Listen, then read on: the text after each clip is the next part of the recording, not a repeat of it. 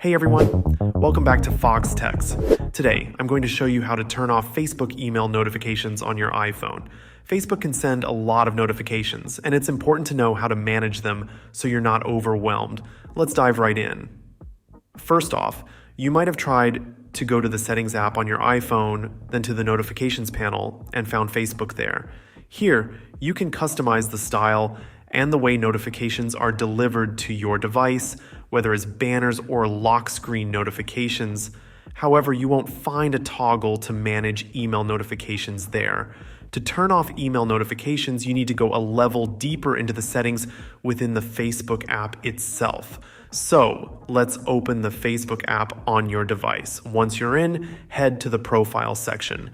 This button is usually located in the lower right corner of the tab bar. Tap on that. Next, click on the gear icon, which represents the settings. Inside, you'll see another set of buttons and options. You can manually browse through these, but a quicker way is to use the search bar at the top. Type in the word notifications. Now click on the notification section that shows up. This opens up a whole new world of customization for your Facebook notifications.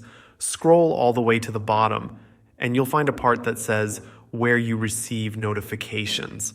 One of the toggles there is for email notifications. Tap on that, and you can choose whether or not you want to receive email notifications at all. If you decide to keep some email notifications, you can further customize which types will get delivered to you. For example, you can choose to disable notifications for comments, tags, and reminders while keeping others enabled. And that's it. By following these steps, you can easily manage and turn off email notifications from Facebook on your iPhone. This should help you keep your inbox clean and free from unnecessary notifications. If you found this video helpful, please give it a thumbs up and consider subscribing to Foxtecc for more tech tips and tutorials. If you have any questions or need further assistance, feel free to leave a comment below. Thanks for watching, and until next time, peace.